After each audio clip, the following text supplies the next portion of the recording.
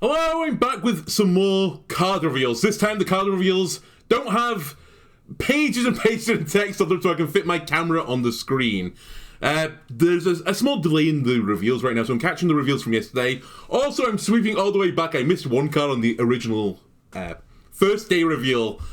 Apologies to Tarim lovers, but I catch you this time. Anyway, the big card that was revealed yesterday, Wheel of Death. 8 mana, shadow spell. Destroy your deck. In 5 turns, destroy the enemy hero. Warlock does enjoy to do some really weird shit at times. So the name of this card is you basically are wasting your turn. You're spending 8 mana, right? That is a big amount of mana to spend in a turn. It is basically I take the turn off. And then 5 turns later, after destroying your deck, you will kill the opponent. So as long as you can live for those 5 turns, you win irrespective of the game condition. Alright. First and foremost, what are you going to need to build to make this meme a dream? Obviously, 5 turns when you have no deck means you're going to take 5 turns of fatigue. You have to have some way of minimizing your fatigue damage. So I think you're going to be seeing stuff like Felstring Harp with this, the Void Virtuoso. I think you're still in Standard, right? I didn't check that, I'll admit. But I think you're from the Festival, right? If not, I apologize. Also, you might want to add stuff back to your deck again. You don't have to set it at 0 deck, right? Symphony of Sins. Now, there are some of the symphonies that, require minions to be in deck. But for most part, the rest of them, obviously, you want to use a draw 6. But the other ones are pretty okay to use, right? And this stops you taking fatigue at the very least. Tony, King of Piracy. I believe you're also from the Festival of Legends. You play your Wheel of Death. The next turn, you play Tony. Ideally, maybe, Finale with it to draw another card. And you stay alive with your opponent's deck, plus whatever you had in your hand to begin with. Other stuff I don't think you'll necessarily do is use Son of like Hodare. Shuffles 4 giants into your deck. Very convenient every turn. You would, in theory, get, a giant. Actually, what will happen is I think you'll draw all 4 giants at once, but that gives you a pretty big board, right? Stops you fatiguing for 1 turn. I don't think this will be a thing, though. The other thing that people have mentioned, I don't think this will necessarily happen the way people say it's going to, is that right now, and I say right now, Sludge Walker's just been nerfed, but Sludge Walker's been the top of the pile, I would argue. It was one of your tier 1 decks until very recently. People are speculating that you might use this as a win condition for your Sludge deck. Obviously, that's kind of stupid because you could have always steam cleaned it out of your deck for 5 mana instead, and people didn't do that. However, there is definitely a world where you play your Wheel of Death, and then you have in your hand some of the Sludge enablers, and so you don't take fatigue damage. You just start putting Sludge on the bottom of your deck and drawing these barrels of Sludge instead. These, what are they even at right now? 2 mana, 4 damage, is that what they do? I don't even remember. Honestly, I'm an honest Hearthstone player. I'm not playing Sludge Warlock right now. Actually, I might do now that they've been nerfed, but I didn't when they were at their strongest. Other things you're going to need with your Wheel of Death, not necessarily this meme, I forgot I put a meme on here. How about you discard your hand as well as destroying your deck so that your deck then gets filled up with 1-cost cards of the invariable control cards you're going to need to stay alive for 5 turns. I think that is too much of a pipe dream, but it would be pretty funny. I will concede if you get a coin with it as well, Wheel of Death into Tome Tampering. I have no hand and I had no deck, I have no hand now. Anyway, other cards you're probably going to see are the control cards, and I expect there's going to be some more reveal for Warlock. I think Control Warlock or Hand Warlock will be a big archetype in this expansion, based on Wheel of Death alone. But other control cards, Siphon Soul for single target removal, and gaining health to survive through fatigue. Twisting Nether is just, the quintessential Control Warlock card. Just keep destroying the board. Obviously, then you get big advantage from cards like Thanatem. If you have no cards in your deck, Thanatem becomes a 0 mana 15/15 taunt lifesteal, and there are some decks that just can't break through that. Sargarius, again, open a portal that summons imps that have taunt. Just keep protecting the face. Could also do a board clear with it. And hell, you can throw Reno in this deck, right? Once you've destroyed your deck, Reno will be active. And that is another board clear, another 5 armor. And your button will give you some value, and can actually give you armor on the button as well, so I don't be surprised to see combinations of these cards trying to make this Wheel of Death work. Do I think this is going to be good? No. I think this is going to be giga meme. I think 8 mana for destroying your deck is too big a price to pay. Even though you win in 5 turns. We've seen cards like this. I've not put it on here, but the neutral undead card, which was like when it's destroyed, the first card you play each turn costs 0. You die in 3 turns. Almost all of these time-stipulated cards just never work, right? They're never good enough. You always die before the effect comes through. So I expect this to be the same with Wheel of Death. Be very careful, by the way, because Wheel of Death very much looks like a coin, right? So you don't want to accidentally play this one. Other legendary revealed, a neutral legendary, 8 mana 6/6, Joymaster Jepetto, Battlecry. Get copies of every 1 attack or 1 health minion you've played this game. Now, there is a smorgasbord of 1 attack and 1 health minions. I have gone through and pulled out a select few. Now, obviously, I think this was meant to target the Miniaturize effect. Miniaturize as a reminder. Once you play this card, you get a 1 mana 1/1 copy of it with the same effect. Joymaster Jepetto will give you back those miniaturized versions of the mini cards. You'll get them back. So, for example, you can get a Cheer Drake back if you're a Druid, which would be a 1 mana 1/1 dragon with choose 1, gain spell damage +1, or draw a spell. You can also do something truly, truly unbelievably toxic, and this is already a deck. Astral Automaton is a 1 attack minion. You would love more copies of Astral Automaton because that is the gimmick of the deck. For every Astral Automaton you summon this game, you get +1/+1.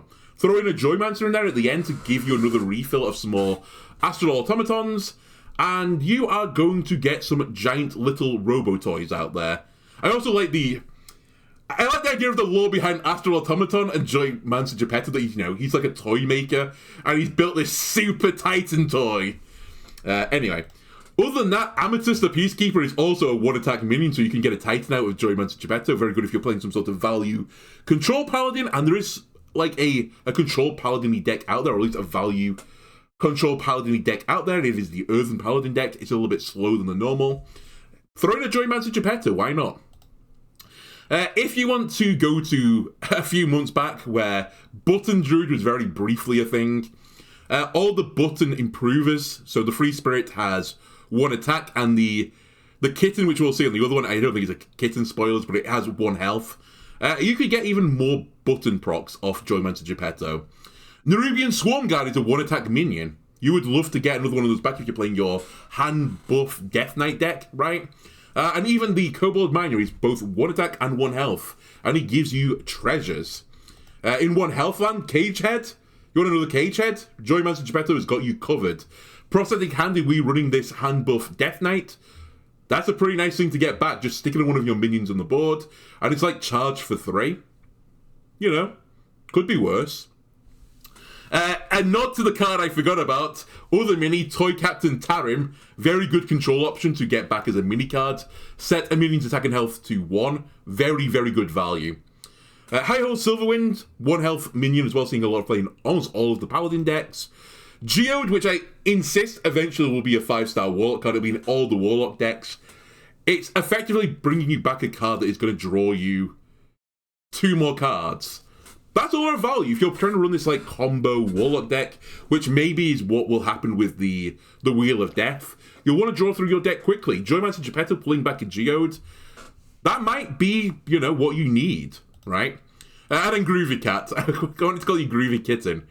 Obviously, again, if you want to try and run Button Druid, Joymaster Jepetto will give you some more procs. Other minis. This is the other revealed card. Sweetened Snow Flurry, neutral card, 3 mana 3/3 elemental. Miniaturize. Battlecry, get 2 random temporary frost spells. Immediately when I saw this, I thought of this card, the Submerged Space Rock. There is a big difference about this though. Submerged Space Rock, when it died on a death rattle, gave you 2 arcane mage spells. So it was a small pool of spells, and it was on a death rattle, so you got more mana basically to spend on these temporary spells. It being on a Battlecry means you are spending 3 mana immediately before you get these temporary frost spells, and the random as well, so they can be from anywhere. So obviously this card, the quality is going to depend upon how good the pool of frost spells are. I've not gone through the full pool of frost spells, but Frostwind's Fury is probably like the most destructive one, but again, it's a 7 mana spell, so you're going to need 10 mana, and you're going to waste one of your temporary frost spells. But, that might be a legitimate win condition, because a lot of frost spells, they deal damage, right? You might get some sort of, what's the word for it? Something to mess around your opponent. But in one word, I forgot what the word is. Disruption. If you want Disruption, Cold Feet, that is a nice little frost spell for you to play with your Snow Flurry. Cold Storage is insane, right? That's a big, big value. So you get these 2 temporary frost spells, one of them is Cold Storage, you copy one of your opponent's minions, and you get a permanent card instead. And it's only costs 1 mana, so you're more likely to play it with the Snow Flurry.